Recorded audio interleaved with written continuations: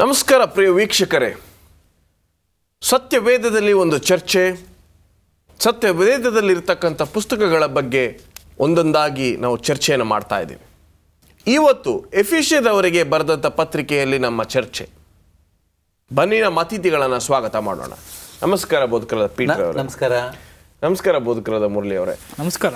ಈ ಎಫೆಸದವರಿಗೆ ಬರೆದಿರ್ತಕ್ಕಂಥ ಪತ್ರಿಕೆಯಲ್ಲಿ ಮುಖ್ಯವಾಗಿರ್ತಕ್ಕಂಥ ಅಂಶಗಳಿಗೆ ಹೋಗುವ ಮುನ್ನ ಲೇಖಕರು ನಮಗೆಲ್ಲರಿಗೂ ಗೊತ್ತಿರ್ತಕ್ಕಂಥದ್ದೇ, ದಿನಾಂಕದ ಬಗ್ಗೆ ಸ್ವಲ್ಪ ಮಾಹಿತಿಯನ್ನು ನೀಡ್ತೀರಾ? ಇದು ಕ್ರಿಸ್ತ ಶಕ 60-64 ನಡುವೆ ಬರೆದಿರಬಹುದು ಅನ್ನುವಂಥ ಒಂದು ಶಂಕೆ ಇದೆ. ಎಫೆಸ ಮೊದಲು ಒಂದು ಪ್ರಧಾನವಾದಂಥ ಸಭೆ ಪೌಲನು ಸ್ಥಾಪಿಸಿದ್ದು. ಆತನ ಎರಡನೆಯ ಭೇಟಿಯಲ್ಲಿ ಈ ಸಭೆಯ ಮೇಲೆ ಪವಿತ್ರಾತ್ಮ ಸುರಿದು ಅವರ ಆಶೀರ್ವಾದ ಹೊಂದಿದ್ದು ಅನುಭವ ಪ್ರಸ್ತಾಪವಿದೆ ಈ ಪುಸ್ತಕದಲ್ಲಿ. ಆನಂತರ ಈ ಸಭೆಯಲ್ಲಿ ಒಂದು ಥರದ ಮೇಲು ಕೀಳು ಅನ್ನುವಂಥ ಭಾವಗಳು ಮೂಡಿ ಬಂದಿರೋ ಹಾಗೆ ಪುಸ್ತಕವನ್ನು ಓದುತ್ತಿರೋ ಹಾಗೆ ನಮ್ಮ ಗಮನಕ್ಕೆ ಬರ್ತದೆ. ಅಂತಂದರೆ ಈ ಯಹೂದ್ಯರಿಗೆ ಇದು ಒಂದು ಮನೋರಿಮೆ ಇತ್ತೋ ಏನೋ ಅನ್ನೋ ಥರ. ಏನಂದರೆ ಅವರು ಯಾವಾಗಲೂ ತಮ್ಮನ್ನು ತಾವು ಉನ್ನತವಾಗಿ ಕಂಡರು. ಸಭೆಯಲ್ಲಿ ಕೂಡ ಯೇಸು ಸ್ವಾಮಿಯನ್ನು ಅಂಗೀಕರಿಸಿದ ಎಲ್ಲರಲ್ಲಿಯೂ ಇವರು ಮಾತ್ರ ಒಂದು ಥರದ ಭಿನ್ನತೆಯನ್ನು ಸಭೆಯಲ್ಲಿ ತಂದ ಕಾರಣ ಪೌಲನು ಆತ್ಮ ಪ್ರೇರಿತನಾಗಿ ಸಭೆಯಲ್ಲಿಯ ಐಕ್ಯತೆಗಾಗಿ ಈ ಒಂದು ಪುಸ್ತಕವನ್ನು ಬರೆದದ್ದು ನಮ್ಮೆಲ್ಲರ ಗಮನಕ್ಕೆ ಬರ್ತಾ ಇದೆ. ಐಕ್ಯತೆಯ ಪುಸ್ತಕ ಇದು ಅಂತ ಕರೆದ್ರೂ ಏನು ತಪ್ಪಾಗಲಿಕ್ಕಿಲ್ಲ. ಬೋಧಕರಾದ ಮುರಳಿ ಅವರೇ, ಈ ಒಂದು ಸಭೆಯನ್ನು ನಾವು ತೆಗೆದುಕೊಂಡಾಗ ಎಫೆಸದಲ್ಲಿರ್ತಕ್ಕಂಥ ಸಭೆ, ಪೌಲನು ಎಷ್ಟೋ ಕಷ್ಟಪಟ್ಟು ಆ ಸಭೆಯನ್ನು ಶುರು ಮಾಡಿದ ತಕ್ಷಣ, ಆಮೇಲೆ ಬೇರೆ ಸ್ಥಳಕ್ಕೆ ಹೋದಿದ ತಕ್ಷಣ ಅಲ್ಲಿ ನೋಡಿದ್ರೆ ಆ ರೀತಿಯಾದ ಭಿನ್ನಾಭಿಪ್ರಾಯ ಅಲ್ಲಿ ಬಂದಿದೆ. ಈಗಿನ ಕಾಲದಲ್ಲಿ ಕೂಡ ಕೆಲವು ಸಭೆಗಳಲ್ಲಿ ಆ ರೀತಿ ನಾನು ಮೊದಲು ಸೇರಿದೆ, ಇವರು ನಿನ್ನೆ ಮೊನ್ನೆ ಸೇರಿದವರು, ನಾನು ಹೀಗೆ ನಾನು ಹಾಗೆ ಎಂಬತಕ್ಕಂಥ ಭಿನ್ನ ಅಭಿಪ್ರಾಯಗಳು ಈಗಲೂ ಇವೆ. ಅಂಥವ್ರಿಗೆ ಈ ಪುಸ್ತಕ ಯಾವ ರೀತಿಯಾದ ಮಾದರಿಯಾಗಿದೆ? ನೋಡಿ, ಪೌಲನ ಒಂದು ಸುವಾರ್ಥಿಕ ಸೇವೆಯಲ್ಲಿ ಅವನು ಹೆಚ್ಚಾದಂಥ ಸಮಯವನ್ನು ಆ ಒಂದು ಸಭಿಕರೊಡನೆ ಕಳೀಲಿಕ್ಕೆ ಸಾಧ್ಯವಾಗಲಿಲ್ಲ. ನೀವು ಈಗಾಗಲೇ ನೋಡುವಾಗ ಹಲವಾರು ಮಿಷನರಿ ಜರ್ನೀಸ್ ಅಂದರೆ ಯಾತ್ರೆಗಳನ್ನು ಮಾಡಿ, ಸುವಾರ್ಥಿಕ ಯಾತ್ರೆಗಳನ್ನು ಮಾಡಿ, ಎಫೆಸ ಸಭೆಗೆ ಮಾತ್ರ 2 ಸಾರಿ ಆ ಒಂದು ಸುವಾರ್ಥಿಕ ಯಾತ್ರೆನೇ ಅಲ್ಲಿ ನಡೆಸಿ ಬಂದರೂ ಇನ್ನೂ ಸಾಕಾಗದೆ 3ನೇ ಸಾರಿ ಹೋಗಲಿಕ್ಕೆ ಪ್ರಯತ್ನಿಸುವಾಗ ಸಾಧ್ಯವಾಗದೆ ಈ ಒಂದು ಪತ್ರವನ್ನು ಬರೆದಿರೋದು ನಾವು ನೋಡ್ತೇವೆ. ಈ ಒಂದು ಪತ್ರ ಬಂದು ಎಲ್ಲ ಪತ್ರಿಕೆಗಳಿಗಿಂತ ಇಟ್ಸ್ ಕ್ವೀನ್ ಆಫ್ ಆಲ್ ಎಪಿಸ್ಟಲ್ಸ್ ಅನ್ನುವಂಥ ರೀತಿಯಲ್ಲಿ ಇದರಲ್ಲಿಯೂ ಸಹ ಒಂದು ಮಹತ್ವವನ್ನು ನಾವು ಕಾಣ್ತೇವೆ. ರೋಮಪುರದಲ್ಲಿ ಕ್ರಿಯೆಯಿಂದ ರಕ್ಷಣೆ ಎಂಬುದಾಗಿ ಇದ್ದಂಥ ತಪ್ಪು ಕಲ್ಪನೆಯನ್ನು ಅಲ್ಲಿ ಬಗೆಹರಿಸೋದನ್ನು ನೋಡ್ತೇವೆ. ಗಲಾತ್ಯದಲ್ಲಿ ಈ ನೇಮ ನಿಷ್ಠೆಗಳನ್ನು ಪಾಲಿಸಿದರೆ ನಾವು ರಕ್ಷಣೆ ಹೊಂದ್ತೀವಿ ಅನ್ನುವಂಥ ವಿಚಾರನ ಅಲ್ಲಿ ಬಗೆಹರಿಸಿದರು. ಇಲ್ಲಿ ಈ ಸಭೆಗೆ ಇರುವಂಥ ಈ ಒಂದು ಒಗ್ಗಟ್ಟು ಇಲ್ಲದೆ ಇರುವಂಥ ಒಂದು ಪರಿಸ್ಥಿತಿ ಇವರಿಗೆ ಭಾಳ ದುಃಖಕರವಾದಂಥ ಸಂಗತಿಯಾಗಿತ್ತು. ಆದ್ದರಿಂದ ಪೌಲನು ಈ ಒಂದು ವಿಷಯವನ್ನು ಉದ್ದೇಶಿಸಿ ಈ ಒಂದು ಪತ್ರವನ್ನು ಬರೆದು, ನೀವು ಕ್ರಿಸ್ತನಲ್ಲಿ ಒಂದಾಗಬೇಕು, ಕ್ರಿಸ್ತನೇ ಶಿರಸ್ಸು, ನೀವುಗಳೆಲ್ಲರೂ ಅಂಗಾಂಗಗಳಾಗಿದ್ದೀರಿ, ಒಂದು ಅಂಗ ಇನ್ನೊಂದು ಅಂಗಕ್ಕೆ ನಾನು ಹೆಚ್ಚಿನವ ನೀನು ಚಿಕ್ಕವನು ಎಂಬುದಾಗಿ ಹೇಳಲಿಕ್ಕಿಲ್ಲ. ಎಲ್ಲರೂ ಅವರವರ ಆತ್ಮ ವರಗಳ ಪ್ರಕಾರ ಸಭೆಯ ಒಂದು ಏಳಿಗೆಗಾಗಿ ಕೊಟ್ಟಿರುವಂಥ ಅವರ ಎಲ್ಲ ವರಗಳನ್ನು ಒಗ್ಗಟ್ಟಿನಲ್ಲಿ ಉಪಯೋಗಿಸಬೇಕು ಎಂಬುದಾಗಿ ಹೇಳುವುದನ್ನು ನೋಡ್ತೇವೆ. ಮತ್ತು ಇದನ್ನೇ ಉದ್ದೇಶಿಸಿ 4ನೇ ಅಧ್ಯಾಯದಲ್ಲಿ ಆತನು ಹೇಳುವಂಥದ್ದು, 2ನೇ ಅಧ್ಯಾಯ ಸಮೀಕ್ಷೆ 2ನೇ ಅಧ್ಯಾಯ, ಇದರಲ್ಲಿ ಒಂದೇ ದೇವರು, ನಾವೆಲ್ಲ ಮಕ್ಕಳರಾಗಿದ್ದೇವೆ, ಒಂದೇ ದೀಕ್ಷಾಸ್ನಾನ, ಒಂದೇ ಕರ್ತನು, ಒಂದೇ ಸಭೆ ಅಂತ ಹೇಳಿ ಎಲ್ಲ ಒಂದೇ ಒಂದೇ ಒಂದೇ ನಾವೆಲ್ಲರೂ ಒಂದಾಗಿ ಇರಬೇಕು ಎನ್ನುವಂಥದ್ದನ್ನು, ಯೂನಿಟಿ ಆಫ್ ಬಿಲೀವರ್ಸ್, ನಂಬಿಕಸ್ಥರಾದ ನಾವೆಲ್ಲರೂ ಒಗ್ಗಟ್ಟಿನಲ್ಲಿ ಇರಬೇಕು ಅನ್ನೋದನ್ನು ಒತ್ತಿ ಒತ್ತಿ ಹೇಳುವುದನ್ನು ಈ ಒಂದು ಪತ್ರಿಕೆಯಲ್ಲಿ ನಾವು ಕಾಣುವಂತರಾಗಿದ್ದೇವೆ. ಈ ಇಡೀ ಪುಸ್ತಕವನ್ನು ನಾವು ಓದಿದಾಗ ಒಂದೇ ಒಂದು ವಿಷಯ ಬೋಧಕರಾದ ಮುರಳಿ ಅವರು ಹೇಳಿರೋ ರೀತಿಯಲ್ಲಿ ಸಭೆಯಲ್ಲಿ ಒಂದು ಏಕತೆ ಬಗ್ಗೆ ಪೌಲನು ಬರೆದಿದ್ದಾರೆ. ಬೇರೆ ಏನಾದರೂ ನಾವು ಬಿಟ್ಟಿರ್ತಕ್ಕಂಥ ಅಂಶಗಳಿವೆ? ಅನ್ಯೋನ್ಯತೆ, ಐಕ್ಯತೆ ಯಾವುದಕ್ಕಾಗಿ ಪವಿತ್ರಾತ್ಮನ ವರ ಸಭೆ ಮೇಲೆ ಕೊಡಲ್ಪಟ್ಟಿದೆ ಅನ್ನುವಂಥದ್ದನ್ನು 4ನೇ ಅಧ್ಯಾಯ 13ನೇ ವಚನದಲ್ಲಿ ನಾವು ಹೀಗೆ ಓದ್ತೇವೆ. ನಾವೆಲ್ಲರೂ ನಂಬಿಕೆಯಿಂದಲೂ ದೇವಕುಮಾರನ ವಿಷಯವಾದ ಜ್ಞಾನದಿಂದಲೂ ಉಂಟಾಗುವ ಐಕ್ಯವನ್ನು ಹೊಂದಿ ಪ್ರವೀಣತೆಗೆ ಬಂದವರಾಗಿ ಕ್ರಿಸ್ತನ ಪರಿಪೂರ್ಣತೆ ಎಂಬ ಪ್ರಮಾಣವನ್ನು ಮುಟ್ಟುವ ತನಕ ದೇವಜನರನ್ನು ಯೋಗ್ಯ ಸ್ಥಿತಿಗೆ ತರುವ ಕೆಲಸಕ್ಕೋಸ್ಕರವೂ ಸಭೆಯ ಸೇವೆಗೋಸ್ಕರವೂ ಕ್ರಿಸ್ತನ ದೇಹವು ಅಭಿವೃದ್ಧಿಯಾಗುವುದಕ್ಕೋಸ್ಕರವೂ ಆತನು ಇವರನ್ನು ಅನುಗ್ರಹಿಸಿದನು ಅಂತೇವೆ. ಯಾರನ್ನು ಅನುಗ್ರಹಿಸಿದ ಅಂತಂದರೆ ಸಭೆಯಲ್ಲಿರ್ತಕ್ಕಂಥ ದೈವಿಕ ವರಗಳನ್ನು ಉಪಯೋಗಿಸುವಂಥ ಸರ್ವರನ್ನು ಆತನು ಕೊಟ್ಟದ್ದು ಈ ಒಂದು ಕಾರ್ಯಕ್ಕಾಗಿ ಅಂತ ನಾವು ನೋಡ್ತೇವೆ. ಈ ಐಕ್ಯತೆಯನ್ನು ಯಾವುದೇ ಕಾರಣಕ್ಕೂ ಸಭೆ ಅನ್ನುವಂಥದ್ದು ಮರೆಯಬಾರದು. ಯಾಕೆ ಅನ್ನುವಾಗ ಕ್ರಿಸ್ತನು ಈ ಲೋಕಕ್ಕೆ ಬಂದದ್ದು ಇದನ್ನು ಕೂಡ ಸಾಧಿಸಲಿಕ್ಕೆ. ಮನುಷ್ಯ ತನ್ನಲ್ಲಿ ಯಾವಾಗ ಎರಡಾಗ್ತಾನೋ ಆಗ ಮನುಷ್ಯನಿಗೆ ತೊಂದರೆ, ಹಾಗೂ ಮನುಷ್ಯನನ್ನು ಸೃಷ್ಟಿ ಮಾಡಿದಂಥ ದೇವರಿಗೂ ಕೂಡ ತೊಂದರೆ. ಕೆಲವು ಸಾರಿ ನಾವು ನೋಡ್ತೇವೆ ನಮ್ಮ ಮಾತುಕತೆಗಳಲ್ಲಿ, ಅವನು ಡಿವೈಡೆಡ್ ಪರ್ಸನ್ ಅಂತ ಅಂತೀವಿ, ಆತನಲ್ಲಿ ದ್ವಂದ್ವ ಆಲೋಚನೆಗಳಿದೆ ಅಂತ ಹೇಳ್ತೀವಿ. ಇದು ಯಾಕೆ ಅಂತಂದರೆ ನಾವು ಅನೇಕ ಸಾರಿ ದೇವರು ಪ್ರತಿಯೊಬ್ಬ ವ್ಯಕ್ತಿಗೆ ಯಾವ ಉದ್ದೇಶವನ್ನು ಇಟ್ಟಿದ್ದಾನೆ ಅನ್ನುವಂಥದ್ದನ್ನು ಆ ವ್ಯಕ್ತಿ ಮರೆಯುವುದರಿಂದ, ಅದನ್ನು ಸರಿಯಾಗಿ ಅರ್ಥ ಮಾಡಿಕೊಳ್ಳುವುದರಿಂದ ಇಂತಹ ಒಂದು ಸನ್ನಿವೇಶ ತಲೆದೋರ್ತದೆ ಅನ್ನುವಂಥದ್ದು ಈ ಶಾಸ್ತ್ರದಿಂದ ನಮಗೆ ವ್ಯಕ್ತವಾಗ್ತದೆ. ಎಲ್ಲಿಯವರೆಗೂ ನಾವು ಈ ಅನ್ಯೋನ್ಯತೆ, ಐಕ್ಯತೆಯನ್ನು ಕಾಪಾಡಿಕೊಂಡು ಹೋಗಬೇಕು ಎಂದರೆ ಕ್ರಿಸ್ತನ ಒಂದು ಗುಣದ ಪ್ರಮಾಣ ನಮ್ಮಲ್ಲಿ ಈಡೇರಬೇಕು. ಧನ್ಯವಾದ ಬೋಧಕರಾದ ಪೀಟರ್ ಅವರೇ. ಒಂದು ಸಣ್ಣ ವಿರಾಮಕ್ಕೆ ಸಮಯವಾಗಿದೆ. ವಿರಾಮದ ನಂತರ ನಾವು ನಮ್ಮ ಚರ್ಚೆಯನ್ನು ಮುಂದುವರಿಸೋಣ.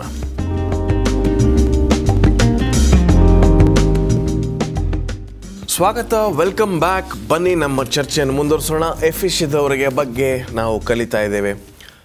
ಬೋಧಕರಾದ ಮುರಳಿ ಅವರೇ, ನಾವು ವಿರಾಮಕ್ಕೆ ಹೋಗುವ ಮುನ್ನ ಏಕತೆಯ ಬಗ್ಗೆ ನಾವು ಸ್ವಲ್ಪ ಮಾತಾಡ್ತಾ ಇದ್ವಿ. ಬೇರೆ ಯಾವ ರೀತಿಯಾದ ಕಾರಣಗಳಿಂದ ಭಿನ್ನಾಭಿಪ್ರಾಯ ಬಂತು ಈ ಒಂದು ಸಭೆಯಲ್ಲಿ ಮಾತ್ರ? ನೋಡಿ, ಈ ಪತ್ರಿಕೆಯನ್ನು ನಾವು ಓದುವಾಗ ಈಗಾಗಲೇ ನಾನು ತಿಳಿಸಿದಂಥ ರೀತಿಯಲ್ಲಿ ಒನ್ ವೇ ಕಾನ್ವರ್ಸೇಷನ್. ಇದು ನೀವು ಪೌಲನ್ನು ಬರೆಯೋದು ಮಾತ್ರ ಓದ್ತಿದ್ದೀರಿ, ಅವನು ಬರೆದ ಒಂದು ವಿಚಾರವನ್ನು ಓದಿದ ಮೇಲೆ ಈ ರೀತಿ ಒಂದು ತೊಂದರೆ ಇರೋದರಿಂದ ಪೌಲನು ಹೀಗೆ ಬರೆದಿರಬಹುದೇ, ಅಲ್ಲಿ ಒಂದು ರೀತಿಯ ಏಕತೆ ಇಲ್ಲದ ಕಾರಣ ಏಕತೆಯನ್ನೇ ಒತ್ತಿ ಇಲ್ಲಿ ಮಾತನಾಡ್ತಿರಬಹುದೇ ಎಂಬುದಾಗಿ ಇಲ್ಲಿ ನೋಡ್ತೇವೆ. ಹಾಗೆ ಆತನ ಸತ್ಯವೇದವನ್ನು ಓದುವಾಗ ಇಲ್ಲಿ ಸಭೆ ಮತ್ತು ಆ ಒಂದು ರಕ್ಷಣೆಯ ಆ ಯೋಜನೆಯ ಬಗ್ಗೆ ಮಾತನಾಡುವಾಗ ಇವೆರಡರಲ್ಲೂ ಒಂದು ಏಕತೆಯನ್ನು ಕಾಣ್ತೇವೆ. ಅದೇ ರೀತಿಯಲ್ಲಿ ಈ ರಕ್ಷಣೆ ಎನ್ನುವಂಥದ್ದು ಎಲ್ಲರಿಗೂ ಸಮಾನವಾಗಿ ಕೊಡಲ್ಪಟ್ಟಿದೆ. ಇದು ಕೇವಲ ಕ್ರೈಸ್ತರಿಗೆ ಮಾತ್ರವಲ್ಲ, ಯಹೂದ್ಯರಿಗೆ ಮಾತ್ರವಲ್ಲ, ಅಥವಾ ಅನ್ಯರಿಗೆ ವಿಶೇಷವಾಗಿ ಕೊಟ್ಟದಲ್ಲ ಎಂಬುದಾಗಿ ಇಲ್ಲಿ ಒತ್ತಿ ಹೇಳೋದು ನೋಡ್ತೇವೆ. ನೀವೆಲ್ಲರೂ ಕ್ರಿಸ್ತನಲ್ಲಿ ಒಂದೇ, ಇಟ್ಸ್ ಯೂನಿವರ್ಸಲ್. ಅದನ್ನು ಅಂಗೀಕರಿಸಿಕೊಳ್ಳೋದ್ರಲ್ಲಿ ನಾವೆಲ್ಲರೂ ಏಕತೆಯಲ್ಲಿ ಒಟ್ಟಾಗಿ ಬರೋಣ ಎಂಬುದಾಗಿ ಹೇಳೋದನ್ನು ನೋಡ್ತೇವೆ. ಮತ್ತು 2ನೇ ಅಧ್ಯಾಯ 8ರಿಂದ 10ನೇ ವಚನ ನಾವು ಗಮನಿಸುವಾಗ ಅಲ್ಲಿ ನಂಬಿಕೆಯ ಮೂಲಕ ಕೃಪೆಯಿಂದಲೇ ರಕ್ಷಣೆ ಹೊಂದಿದವರಾದಿರಿ. ಆ ರಕ್ಷಣೆಯು ನಿಮ್ಮಿಂದುಂಟಾದುದಲ್ಲ, ಅದು ದೇವರ ವರವೇ. ಅಂದರೆ ಅಲ್ಲಿ ಎಫೆಸದಲ್ಲಿ ಇರುವಂಥ ಒಂದು ವಿಷಯ ಏನಂತ ಹೇಳಿದ್ರೆ, ಈ ಏಕತೆಗೆ ಬೀಳದ ಕಾರಣ ನಾನು ನಿನಗಿಂತ ಹೆಚ್ಚಿನವನು, ನಾನು ಈ ಕೆಲವು ಪುಣ್ಯ ಕಾರ್ಯಗಳನ್ನು ಮಾಡ್ತಿದ್ದೇನೆ, ನೀನು ಅಯೋಗ್ಯನು, ನಾನು ನಿನಗಿಂತ ಒಂದು ಯೋಗ್ಯವಾದಂಥ ಸ್ಥಾನದಲ್ಲಿದ್ದೇನೆ. ತಮ್ಮದೇ ಆದಂಥ ಕಾರ್ಯಗಳ ಮೂಲಕವಾಗಿ, ಕ್ರಿಯೆಗಳ ಮೂಲಕವಾಗಿ ಈ ಒಬ್ಬನು ಇನ್ನೊಬ್ಬನಿಗಿಂತ ಹೆಚ್ಚಿನವನು ಎನಿಸಿಕೊಂಡ. ಅದಕ್ಕೆ ಇಲ್ಲಿ ಪೌಲನು ಮುಂದುವರೆದು ಹೇಳ್ತಾನೆ, ಅದು ಪುಣ್ಯ ಕ್ರಿಯೆಗಳಿಂದ ಉಂಟಾದುದಲ್ಲ, ಆದುದರಿಂದ ಹೊಗಳಿಕೊಳ್ಳುವುದಕ್ಕೆ ಯಾರಿಗೂ ಆಸ್ಪದವಿಲ್ಲ. ನಾವು ಆತನ ನಿರ್ಮಾಣ, ಸತ್ಕಾರ್ಯಗಳನ್ನು ಮಾಡುವುದಕ್ಕಾಗಿಯೇ ಕ್ರಿಸ್ತ ಯೇಸುವಿನಲ್ಲಿ ಸೃಷ್ಟಿಸಲ್ಪಟ್ಟೆವು ಎಂಬುದಾಗಿ ಇಲ್ಲಿ ಹೇಳುವುದನ್ನು ನೋಡ್ತೇವೆ. ಈ ಒಂದು ನಮ್ಮ ಭಾರತ ದೇಶದ ಸಭೆಗಳಲ್ಲಿ ಈ ರೀತಿಯಾದ ತೊಂದರೆ ಇದೆಯಾ? ಖಂಡಿತವಾಗಿಯೂ. ನಾನು ಇಂಥ ಒಂದು ಕ್ಯಾಸ್ಟಿಂದ ಬಂದೆ, ನಾನು ಮಾಂಸ ತಿಂತೇನೆ, ನೀನು ಮಾಂಸ ತಿನ್ನೋದಿಲ್ಲ, ಬೀಡಿ ಸಿಗರೇಟು ಅಂತ ಹೇಳಿ ಅನ್ಯ ಜನರಿಗೆ ಹೇಳುವಂಥ ಮಾತಿದೆ. ಮತ್ತು ಇನ್ನೊಂದು ಮುಖ್ಯವಾದಂಥ ವಿಚಾರ, ಕ್ರೈಸ್ತರಲ್ಲಿ ಒಳಗಡೆ, ಸಭೆ ಒಳಗಡೆ ಬರುವಂಥದ್ದು, ಅವನು ಹೆಚ್ಚು ದಶಮಾಂಶ ಕಾಣಿಕೆ ಕೊಡ್ತಾನೆ, ನಾನು ಹೆಚ್ಚಾಗಿ ಕೊಡ್ತಿಲ್ಲ, ನಾನು ಅಯೋಗ್ಯನು ಅನ್ನುವಂಥ ಆ ಒಂದು ವಿಚಾರ ಇರ್ಬೋದು. ಕೆಲವರು ಬಣ್ಣದ ವಿಚಾರದಲ್ಲಿ ನೋಡುವಂಥದ್ದಾರೆ, ಅವನು ಅಷ್ಟು ಕಪ್ಪಿಗಿದ್ದಾನೆ, ನಾನು ಇಷ್ಟು ಬೆಳಗಿದ್ದೇನೆ, ಇವೆಲ್ಲವೂ ಇದೆ. ಅವರು ಬ್ಯಾಂಕ್ ಮ್ಯಾನೇಜರು, ಇವರು ಚಪ್ಪಲಿ ಹೊಲಿಯವನು ಅನ್ನುವಂಥ ಒಂಥರ ಭೇದ ಭಾವಗಳು ಕಾಣ್ತವೆ ಸಭೆಯಲ್ಲಿ. ಒಂದು ರೀತಿಯಲ್ಲಿ ಚಾ ಕುಡಿತೀನಿ, ಅವ್ರು ಚಾ ಕುಡಿಯೋದಿಲ್ಲ, ಅದೊಂದಿದೆ. ಮತ್ತೆ ಇನ್ನೊಂದು, ಹೆಚ್ಚು ಸಂಪಾದನೆ ಮಾಡೋರು, ಕಮ್ಮಿ ಸಂಪಾದನೆ ಮಾಡುವಂಥವ್ರು, ಅವರು ಸ್ತ್ರೀ, ನಾನು ಗಂಡಸು, ನಾನು ಹೇಳ್ದಾಗೆ ನಡಿಬೇಕು, ನಾನು ಮೊದಲು ಬಂದವನು, 20-30 ವರ್ಷದಿಂದ ಸಭೆಯಲ್ಲಿ ಇರುವವನು, ಈಗಷ್ಟೇ ಬಂದಿರುವವನು. ನಾನು ಆ ಒಂದು ಪಾಯಿಂಟ್ಗೋಸ್ಕರನೇ ಕಾಯ್ತಾ ಇದ್ದೆ. ಈಗ ಎಷ್ಟೋ ಸಭೆಗಳಲ್ಲಿ ಇರ್ತಕ್ಕಂಥ ಒಂದು ದೊಡ್ಡ ತೊಂದರೆಗಳೇನೆ ಅಂದರೆ, ನಾನು ನಮ್ಮ ತಾತನ ಕಾಲದಲ್ಲೇ ಸಭೆ ಒಳಗೆ ಬಂದ್ಬಿಟ್ಟೆ, ನಮ್ಮ ಅಪ್ಪನ ಕಾಲದಲ್ಲೇ ಸಭೆ ಒಳಗೆ ಬಂದ್ಬಿಟ್ಟೆ, ನೀವೆಲ್ಲ ನಿನ್ನೆ ಮೊನ್ನೆ ಬಂದಿರತಕ್ಕಂಥವ್ರು, ಇಂಥ ಸಣ್ಣ ಪುಟ್ಟ ವಿಷಯಗಳಲ್ಲಿ ತೊಂದರೆಗಳು ಶುರುವಾಗಿ ಸಭೆಯಲ್ಲಿ ಒಡಕನ್ನು ಕಾಣುತ್ತೇವೆ. ಅದೇ ಒಂದು ರೀತಿಯಾದ ಸಂದೇಶವನ್ನು ನಾವು ಈ ಒಂದು ಪುಸ್ತಕದ ಮೂಲಕ ನಮ್ಮ ಸಭಿಕರಿಗೆ, ಕ್ರೈಸ್ತಿಯ ಸಹೋದರರು ಈ ಪುಸ್ತಕವನ್ನು ಓದಿ ಈ ರೀತಿಯಾದ ಭಿನ್ನಾಭಿಪ್ರಾಯಗಳು ಬಂದಾಗ ಸಭೆಯ ಒಂದು ಏಕತೆ ಮುರಿತದೆ ಎಂಬತಕ್ಕಂಥ ವಿಷಯವನ್ನು ನಮ್ಮ ಸಭಿಕರು ಅರ್ಥ ಮಾಡ್ಕೊಬೇಕು, ಅಲ್ವೇ ಬೋಧಕರೇ? ಹೌದು. ಈ ಅಂಶಗಳನ್ನು ಈ ಪತ್ರಿಕೆಯ 4ನೇ ಅಧ್ಯಾಯ 17ನೇ ವಚನದಿಂದ 5ನೇ ಅಧ್ಯಾಯ ಮುಗಿಯೋವರೆಗೂ ಇದೇ ಅಂಶಗಳನ್ನು ಪೌಲನು ಇಲ್ಲಿ ನಮಗಾಗಿ ಬರೆದಿದ್ದಾನೆ. ಇವು ಸಣ್ಣ ಪುಟ್ಟ ವಿಷಯಗಳಿರ್ಬೋದು, ಆದರೆ ಪ್ರತಿಯೊಂದನ್ನು ಕೂಡ ಒತ್ತಿ ಹೇಳಿ ಈ ಐಕ್ಯತೆಯನ್ನು ನೀವು ಕಾಪಾಡಿಕೊಳ್ಬೇಕಾದ್ರೆ ಪ್ರತಿಯೊಬ್ಬನೂ ಸನ್ಮಾರ್ಗದಲ್ಲಿ ನಡೆಯುವಂಥವನಾಗಿರಬೇಕು, ಒಳ್ಳೆಯ ಗುಣಗಳನ್ನು ಹೊಂದಿರಬೇಕು, ದೇವರ ನೇಮಗಳನ್ನು ಪಾಲಿಸುವಂಥವನಾಗಿರಬೇಕು ಅಂತ ಹೇಳ್ತಾನೆ. ಬಹುಶಃ ಕೆಲವುಗಳನ್ನು ನಾನು ಓದಲು ಇಷ್ಟಪಡ್ತೇನೆ. 17ನೇ ವಚನದಲ್ಲಿ ಏನು ಹೇಳ್ತಾನೆ? ಅನ್ಯ ಜನರು ನಡೆದುಕೊಳ್ಳುವ ಪ್ರಕಾರ ನೀವು ಇನ್ನು ಮೇಲೆ ನಡೆದುಕೊಳ್ಳಬಾರದೆಂದು ಕರ್ತನಲ್ಲಿರುವವನಾಗಿ ನಿಮಗೆ ಖಂಡಿತವಾಗಿ ಹೇಳುತ್ತೇನೆ ಅಂತ ಹೇಳ್ತಾನೆ. ಸೊ ಈಗ ನೀವು ಹೇಳ್ತಾ ಇದ್ದೀರಲ್ಲ, ಇವುಗಳನ್ನೆಲ್ಲ ನಾವು ಪ್ರಸ್ತಾಪ ಮಾಡಿದ್ದೀವಿ. ಈ ಗುಣಗಳೆಲ್ಲ ಅನ್ಯರಿಂದ ನಮಗೆ ಬರುವಂಥವುಗಳು. ಅಂದರೆ ನಮ್ಮಲ್ಲಿ ಇವೆ, ಪಿತ್ರಾರ್ಜಿತವಾಗಿ ನಾವು ಇವುಗಳನ್ನು ಹೊಂದಿದ್ದೇವೆ, ನಮ್ಮ DNA ಅಲ್ಲಿ ಇವೆ, ಇವು ನಮ್ಮ ಪರಿಸರದಲ್ಲಿವೆ. ಯಾಕೆಂತಂದರೆ ನಾವು ಅನ್ಯರ ಮಧ್ಯೆ ಜೀವಿಸ್ತಾ ಇದ್ದೇವೆ. ಇವು ಬದಲಾಗಬೇಕು ಅಂತಂದರೆ ಯೇಸು ಕ್ರಿಸ್ತರ ಒಂದು ಭಾವವೇ ನಮ್ಮಲ್ಲಿ ಇರಬೇಕು. ಅನೇಕರು ಹೆಸರನ್ನು ಹೇಳಿಕೊಳ್ತೇವೆ, ಆದರೆ ಈ ಭಾವವನ್ನು ನಾವು ಹೊಂದಿಲ್ಲ. ಆದ್ದರಿಂದ ಪೌಲನ ಸಂದೇಶವನ್ನು ನಾವೆಲ್ಲರೂ ಗಂಭೀರವಾಗಿ ತೆಗೆದುಕೊಳ್ಳುವಂಥವರಾಗಬೇಕು. ಈ ಪತ್ರಿಕೆಯ ನಮ್ಮೆಲ್ಲರಲ್ಲಿಯೂ ಪ್ರಯೋಜನವನ್ನು ಉಂಟು ಮಾಡಬೇಕು. ಇನ್ನೂ ಕೆಲವು ವಿಷಯಗಳಿದೆ, ಓದ್ತೇನೆ. ಅನ್ಯರ ವಿಷಯದಲ್ಲಿ ಯಾಕೆ ಹೀಗಾಗ್ತದೆ ಅನ್ನೋದಕ್ಕೆ ಈತನು ಉತ್ತರ ಕೊಡ್ತಾನೆ. ಅವರು ನಿಷ್ಪ್ರಯೋಜನವಾದ ಬುದ್ಧಿಯುಳ್ಳವರಾಗಿ ನಡೆದುಕೊಳ್ಳುತ್ತಾರೆ, ಅವರ ಮನಸ್ಸು ಮೊಬ್ಬಾಗಿ ಹೋಗಿದೆ, ಅವರು ತಮ್ಮ ಹೃದಯದ ಕಾಠಿಣ್ಯದ ನಿಮಿತ್ತದಿಂದಲೂ ತಮ್ಮಲ್ಲಿರುವ ಅಜ್ಞಾನದ ನಿಮಿತ್ತದಿಂದಲೂ ದೇವರಿಂದಾಗುವ ಜೀವಕ್ಕೆ ಅನ್ಯರಾಗಿದ್ದಾರೆ. ಸೊ ಇಂದು ಒಂದು ವೇಳೆ ಸಭೆಯಲ್ಲಿ ಈ ಗುಣಗಳಿಗೆ ನಮ್ಮನ್ನೇ ನಾವು ಒಪ್ಪಿಸಿಕೊಟ್ರೆ ನಾವು ಕುರುಡರಾಗಿದ್ದೇವೆ, ರಕ್ಷಣೆಯ ಮಾರ್ಗವನ್ನು ಕಂಡುಕೊಳ್ಳದೆ ಹೋಗಿದ್ದೇವೆ ಅನ್ನುವಂಥದ್ದು ವ್ಯಕ್ತವಾಗ್ತದೆ. ಸುಳ್ಳಾಡಬಾರ್ದು ಅಂತ ಹೇಳ್ತಾನೆ, ಇನ್ನೊಬ್ಬರ ಯಾವುದಕ್ಕೂ ನಾವು ಆಸೆ ಪಡಬಾರ್ದು ಅಂತ ಹೇಳ್ತಾನೆ, ಅಶುದ್ಧ ಜೀವನ, ಅನೈತಿಕ ಜೀವನ ನಡೆಸಬಾರ್ದು ಅಂತ ಹೇಳ್ತಾನೆ, ತೃಪ್ತಿಯಾಗಿರಬೇಕು ಅಂತ ಹೇಳ್ತಾನೆ, ಹಾಗೂ ಒಡೆಯ ಗುಲಾಮರು ಹೇಗಿರಬೇಕು ಅನ್ನೋದನ್ನು ಇಲ್ಲಿ ಹೇಳ್ತಾನೆ, ಹಿರಿಯರು ಕಿರಿಯರು ಹೇಗಿರಬೇಕು ಅನ್ನುವಂಥದ್ದನ್ನು ಹೇಳ್ತಾನೆ. ಈ ಬಹಳಷ್ಟು ವಿಷಯಗಳು ನಮ್ಮ ಗಮನಕ್ಕೆ ಇಲ್ಲಿ ಬರುವಂಥವುಗಳಾಗಿವೆ. ಎಲ್ಲಿ ಆತ್ಮನ ಪ್ರೇರೇಪಣೆ ಇದೆಯೋ, ರಕ್ಷಣೆಯ ಮಾರ್ಗದಲ್ಲಿ ಜನರು ಹೋಗ ಬಯಸ್ತಾರೋ, ಅವರು ಈ ಅನ್ಯೋನ್ಯತೆ ಅಥವಾ ಐಕ್ಯತೆ ಅಥವಾ ಒಂದಾಗಿ ಇರುವುದನ್ನು ಕಾಪಾಡಿಕೊಂಡು ಹೋಗ್ತಾರೆ ಅಂತ ನಾವು ನೋಡ್ತೇವೆ. ಏಕತೆ ಸಭೆಯ ಒಂದು ತುಂಬ ಮುಖ್ಯವಾಗಿರ್ತಕ್ಕಂಥ ಒಂದು ಸ್ತಂಭ. ಅದನ್ನು ನಾವು ಯಾವುದೇ ರೀತಿಯಲ್ಲಿ ಕಾಪಾಡ್ಕೋಬೇಕಾಗಿದೆ. ಒಂದು ಸಣ್ಣ ವಿರಾಮಕ್ಕೆ ಸಮಯವಾಗಿದೆ. ವಿರಾಮದ ನಂತರ ನಮ್ಮ ಚರ್ಚೆಯನ್ನು ಮುಂದುವರಿಸೋಣ. ಪ್ರಿಯ ವೀಕ್ಷಕರೇ, ತುಂಬ ಮುಖ್ಯವಾಗಿರ್ತಕ್ಕಂಥ ಅಂಶದ ಬಗ್ಗೆ ನಾವು ಚರ್ಚೆ ಮಾಡ್ತಿದ್ದೀವಿ. ಇನ್ನೂ ಚರ್ಚೆ ಮಾಡ್ತೀವಿ ವಿರಾಮದ ನಂತರ.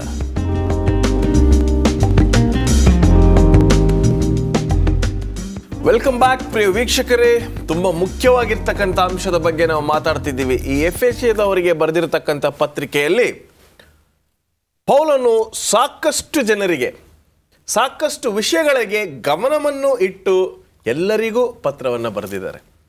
ಬನ್ನಿ ಆ ಪತ್ರದಲ್ಲಿ ಇನ್ನೂ ತುಂಬ ಮುಖ್ಯವಾಗಿರ್ತಕ್ಕಂಥ ವಿಷಯಗಳಿವೆ, ಚರ್ಚೆ ಮಾಡೋಣ. ಇಲ್ಲಿ ಚಾರಿಟಿ ಬಿಗಿನ್ಸ್ ಅಟ್ ಹೋಮ್ ಅಂತ ಹೇಳ್ತಾರೆ.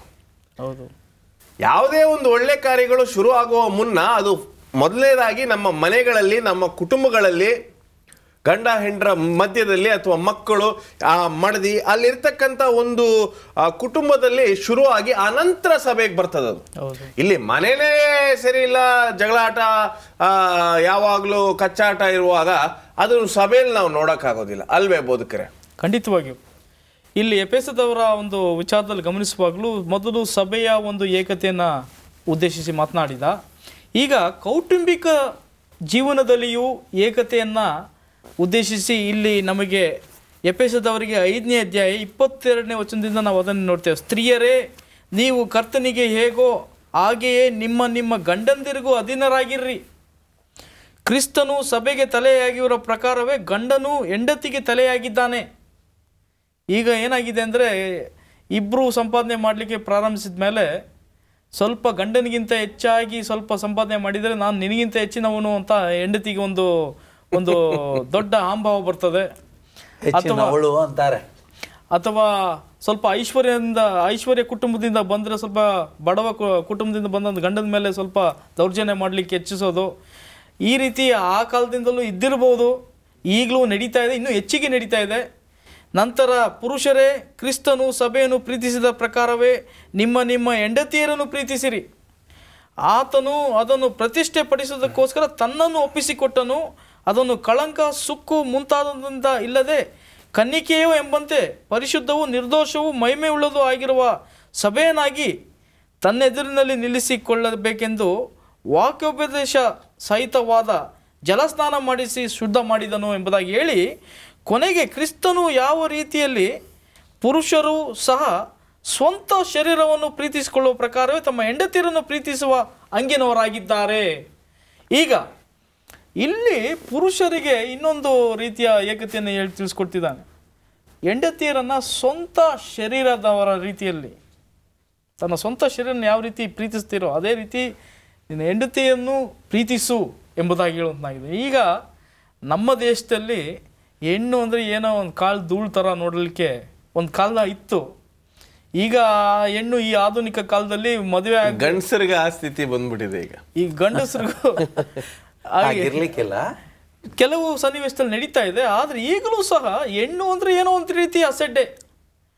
ಈ ಸ್ಕ್ಯಾನಿಂಗ್ ಅನ್ನೋದನ್ನು ಭಾರತ ಸರ್ಕಾರ ನಿಲ್ಲಿಸಿದ್ದೇ ಒಂದು ಪ್ರಾಮುಖ್ಯವಾದಂಥ ವಿಚಾರದಲ್ಲಿ, ಈ ಲಿಂಗ ಶೋಧನೆ ವಿಚಾರದಲ್ಲಿ ಅದನ್ನು ಕಂಪ್ಲೀಟಾಗಿ ಸ್ಟಾಪ್ ಮಾಡಿ ಅಂತ ಯಾಕೆ ಹೇಳಿದ್ರೆ, ಹೆಣ್ಮಕ್ಳು ಬೇಕಿಲ್ಲದವ್ರು ನಮಗೆ ಹೆಚ್ಚು ಖರ್ಚು, ಅವ್ರಿಗೆಲ್ಲಿ ನಾವು ವರದಕ್ಷಿಣೆ ಈ ಒಂದು ಈ ಥರ ವಸ್ತುಗಳನ್ನ ತರಿಸ್ಕೊಳ್ಳೋಕ್ಕಾಗ್ತದೆ ಅಂತೇಳಿ ಹೆಣ್ಮಕ್ಳನ್ನ ಮೊದಲೇ ಮುಗಿಸ್ಬಿಡ್ತಾರೆ. ಇಲ್ಲಿ ಮದುವೆ ಆಗಿದ ಮೇಲೂ ಹೆಣ್ಮಗುವಿನ ಶೋಷಣೆ ನಡೀತಾನೇ ಇದೆ, ಹೆಂಡತಿಯರ ಶೋಷಣೆ ನಡೀತಾನೇ ಇದೆ. ಆ ಶೋಷಣೆ ಆ ಕಾಲದಲ್ಲಿ ಯಾವ ರೀತಿ ಇತ್ತೋ ಗೊತ್ತಿಲ್ಲ, ಆದರೆ ಈ ನಮ್ಮ ಕಾಲದಲ್ಲಿ ನಮ್ಮ ಭಾರತ ದೇಶದಲ್ಲಿ ಇನ್ನೂ ಈ ಹೆಣ್ಣಿನ ಶೋಷಣೆ ನಡೀತಾನೇ ಇದೆ. ಅವರಿಗೆ ಹೇಳುವಂಥದ್ದು ಕ್ರೈಸ್ತ ಕುಟುಂಬಗಳಲ್ಲಿಯೂ ಸಹ ಇದು ನಡೆಯುತ್ತಿರುವಂಥ ಒಂದು ಕತೆ ಇದು. ಅದಕ್ಕೆ ಪೌಲನು ಹೇಳ್ತಾನೆ, ಯೇಸು ಸ್ವಾಮಿ ಈ ಸಭೆಗೆ ತನ್ನ ಪ್ರಾಣವನ್ನೇ ಕೊಟ್ಟು ಯಾವ ರೀತಿಯಲ್ಲಿ ಈ ಸಭೆಯನ್ನು ಸಂರಕ್ಷಿಸಿದನೋ ಅದೇ ರೀತಿಯಲ್ಲಿ ನೀನು ನಿನ್ನ ಹೆಂಡತಿಗೆ ನಿನ್ನ ಪ್ರಾಣವನ್ನೇ ತೆತ್ತು ಬೇಕಾದರೆ ತೆತ್ತಿ ಆಕೆಯನ್ನು ಕಾಪಾಡ್ಕೊಳ್ಬೇಕೆಂಬುದಾಗಿ ಹೇಳ್ತಾನೆ. ಎಷ್ಟು ಜನ ನಾವು ಈ ರೀತಿ ಮಾಡ್ತಿದ್ದೇವೆ? ಇದು ಒಂದು ತುಂಬ ಸುಂದರವಾಗಿರ್ತಕ್ಕಂಥ ಒಂದು ಅಂಶ. ಬೋಧಕರೇ, ನಿಮಗೆ ಮದುವೆ ಆಗಿ ಎಷ್ಟು ವರ್ಷಗಳಾಗಿವೆ? ಆಯಿತು, ಸುಮಾರು 27 ವರ್ಷ. ಈಗ 27 ವರ್ಷಗಳಿಂದ ನೀವು ಒಂದು ಏಕತೆಯನ್ನು ನಿಮ್ಮ ಕುಟುಂಬದಲ್ಲಿ ಕಾಪಾಡ್ಕೊಂಡು ಬಂದಿದ್ದೀರಾ. ನನ್ನ ಪ್ರಕಾರ ನಾನು ಚಿಕ್ಕ ವಯಸ್ಸಿನಿಂದ ನಿಮ್ಮ ನೋಡ್ತಾ ಇದ್ದೀನಿ, ನೀವು ಒಂಥರ ಒಂದು ಅನ್ಯೋನ್ಯವಾಗಿರ್ತಕ್ಕಂಥ ಒಂದು ಕುಟುಂಬ. ಅದರ ರಹಸ್ಯ ಏನು? ರಹಸ್ಯ ಇಷ್ಟೇ, ಕ್ರಿಸ್ತನು ಹೇಳಿದಂಥ ಸೂತ್ರಗಳು ಯಾವಾಗಲೂ ನಮ್ಮಲ್ಲಿವೆ. ಈ ಸೂತ್ರಗಳನ್ನು ನಾವು ಗೌರವಿಸ್ತೇವೆ, ಇವುಗಳನ್ನು ಕಾಪಾಡಿಕೊಳ್ತೇವೆ. ಈಗ ನನ್ನ ಮನೆಯಲ್ಲಿ ನನ್ನ ಪತ್ನಿ ಬಹಳ ಮಟ್ಟಿಗೆ ಅವಳು ಅಧೀನಳಾಗಿರಲಿಕ್ಕೆ ನೋಡ್ತಾಳೆ. ನಾವು ಚರ್ಚೆ ಮಾಡ್ತೇವೆ, ಏನೋ ವಿಷಯದಲ್ಲಿ ನಿರ್ಧಾರ ಮಾಡಬೇಕು, ಸತ್ಯವಾದ ಪ್ರಮಾಣದಂತೆ ಅದು ಸತ್ಯವಾಗಿದೆ ನಾನು ಅದನ್ನು ಹೇಳಿದರೆ ಅವಳು ಒಪ್ಕೊಳ್ತಾಳೆ. ಇಲ್ಲ, ಪ್ರೀತಿಯಿಂದ ಹೀಗಿದ್ದರೆ ಹೀಗೆ ಯಾಕೆ ಇರಬಾರ್ದು ಅಂತ ಕೇಳ್ತಾಳೆ. ಸೊ ಅವಳು ಸರಿಯಾಗಿ ಹೇಳುವಾಗ ನಾನು ಕೂಡ ಒಪ್ಕೊಳ್ತೇನೆ, ಅಲ್ಲಿ ಯಾವ ತೊಂದರೆಯೂ ಇರೋದಿಲ್ಲ. ಅವರಿಗೆ ಸಂಪೂರ್ಣ ಸ್ವಾತಂತ್ರ್ಯವಿದೆ. ಈ ಒಂದು ಚೌಕಟ್ಟಿನಲ್ಲಿ ನಾವು ಹೇಗೋ ಜೀವಿಸಬಹುದು ಅಂತೇಳಿ. ಬದುಕದ ಮುರಳಿ ಅವರೇ, ನೋಡಿ, ಈ ರೀತಿಯಾದ ಒಂದು ಶಿಸ್ತಿನ ಅಥವಾ ಒಂದು ಪ್ರೀತಿಯ ಒಂದು ಕುಟುಂಬ ನಾಳೆ ದಿನ ಒಂದು ಸಭೆಯ ಒಂದು ಸದಸ್ಯರಾದಾಗ ಇವರಿಂದ ಸಭೆಗೆ ಯಾವ ರೀತಿಯಾದ ತೊಂದರೆ ಬರೋದಿಲ್ಲ. ಅದಕ್ಕೆ ತಾನೇ ಪೌಲನು ಹೇಳ್ತಾನೆ, ಕುಟುಂಬದಲ್ಲಿ ಮೊದಲು ಶುರು ಆಗಬೇಕು. ಮಕ್ಕಳಿಗೆ ಯಾವ ರೀತಿಯಾದ ವಿಷಯಗಳನ್ನು ಈ ಪುಸ್ತಕದಲ್ಲಿ ಬರೆದಿದೆ ಬೋಧಕರಾದ ಪೀಟರ್ ಅವರು? ಇದು ಒಂದು ಬಹಳ ಪ್ರಾಮುಖ್ಯವಾದಂಥ ವಿಷಯವನ್ನು ನಾವು ಚರ್ಚಿಸ್ತಾ ಇದ್ದೇವೆ. ಸತ್ಯವೇದದ ಉದ್ದಕ್ಕೂ ಈ ತಿಳುವಳಿಕೆ ಇಲ್ಲಿ ಪ್ರತಿಬಿಂಬಿಸ್ತದೆ. 6ನೇ ಅಧ್ಯಾಯ 1ನೇ ವಚನದಲ್ಲಿ ನಾವು ನೋಡ್ತೇವೆ, ಮಕ್ಕಳೇ, ನೀವು ಕರ್ತನಲ್ಲಿರುವವರಿಗೆ ತಕ್ಕ ಹಾಗೆ ನಿಮ್ಮ ತಂದೆ ತಾಯಿಗಳ ಮಾತನ್ನು ಕೇಳಬೇಕು. ಇದು ಧರ್ಮ. ವಾಗ್ದಾನ ಸಹಿತವಾದ ಮೊದಲನೆಯ ಆಜ್ಞೆಯನ್ನು ಕೇಳಿರಿ. ನಿನ್ನ ತಂದೆ ತಾಯಿಗಳನ್ನು ಸನ್ಮಾನಿಸಬೇಕು, ಸನ್ಮಾನಿಸಿದರೆ ನಿನಗೆ ಮೇಲಾಗುವುದು, ನೀನು ಭೂಮಿಯ ಮೇಲೆ ಬಹುಕಾಲ ಬದುಕುವಿ. ಮಕ್ಕಳು, ಪ್ರಿಯ ವೀಕ್ಷಕರಲ್ಲಿ ಯಾರ್ಯಾರು ಮಕ್ಕಳು ನೋಡ್ತಾ ಇದ್ದೀರೋ, ದಯವಿಟ್ಟು ನಿಮ್ಮ ತಂದೆ ತಾಯಿ ಮಾತುಗಳನ್ನು ಕೇಳಬೇಕು ಅಂತ ಪೌಲನು ಹೇಳ್ಕೊಡ್ತಾನೆ. ತುಂಬ ವಿಷಯಗಳಿವೆ, ಆದರೆ ಸಮಯಬದ್ಧರಾಗಿರ್ತಕ್ಕಂಥ ಈ ಒಂದು ಕಾರ್ಯಕ್ರಮ ಒಂದು ಸಣ್ಣ ಪ್ರಾರ್ಥನೆಯೊಂದಿಗೆ ನಮ್ಮ ಈ ಚರ್ಚೆಯನ್ನು ಮುಕ್ತಾಯ ಮಾಡೋಣ. ಬೋಧಕರಾದ ಮುರಳಿ, ಒಂದು ಸಣ್ಣ ಪ್ರಾರ್ಥನೆಯನ್ನು ಮಾಡೋಣ. ನಮ್ಮನ್ನು ಬಹಳವಾಗಿ ಪ್ರೀತಿ ಮಾಡುವಂಥ ತಂದೆಯಾದ ದೇವರೇ, ನಮ್ಮ ಕುಟುಂಬದಲ್ಲಿಯೂ ನಮ್ಮ ಸಭೆಯಲ್ಲಿಯೂ ನಮ್ಮ ಕ್ರೈಸ್ತ ಬಾಂಧವರಲ್ಲಿಯೂ ಈ ಒಂದು ಏಕತೆಯನ್ನು ನಮಗೆ ಒದಗಿಸಿ ಆಶೀರ್ವದಿಸಿ ಕಾಯ್ದು ಕಾಪಾಡ್ತಾ ಬರಬೇಕಾಗಿ ಯೇಸು ಕ್ರಿಸ್ತರ ಹೆಸರಿನಲ್ಲಿ ಬೇಡಿಕೊಳ್ತೇವೆ ತಂದೆಯೇ, ಆಮೆನ್. ನಿಮ್ಮಿಬ್ಬರಿಗೂ ಯೇಸು ಕ್ರಿಸ್ತನ ಪವಿತ್ರ ನಾಮದಲ್ಲಿ ವಂದನೆಗಳನ್ನು ಸಲ್ಲಿಸ್ತೇನೆ. ಪ್ರಿಯ ವೀಕ್ಷಕರೇ, ಸಭೆಯಲ್ಲಿ ನೀವು ಯಾವ ರೀತಿಯಾದ ಒಂದು ಪಾತ್ರವನ್ನು ವಹಿಸ್ತಾ ಇದ್ದೀರಾ? ನೀವು ಸಭೆಯ ಏಕತೆಗೆ ನಾಂದಿಯಾಗಿದ್ದೀರಾ ಅಥವಾ ನೀವೇ ಅದನ್ನು ಮುರಿತಕ್ಕಂಥ ವ್ಯಕ್ತಿಗಳಾಗಿದ್ದೀರಾ? ಈ ಪುಸ್ತಕವನ್ನು ಓದಿ ನಿಮ್ಮ ಯೋಚನೆ ಆಲೋಚನೆಗಳನ್ನು ಬದಲಾಯಿಸ್ಕೊಳ್ಳಿ. ದೇವರು ನಿಮ್ಮನ್ನು ಆಶೀರ್ವದಿಸಲಿ.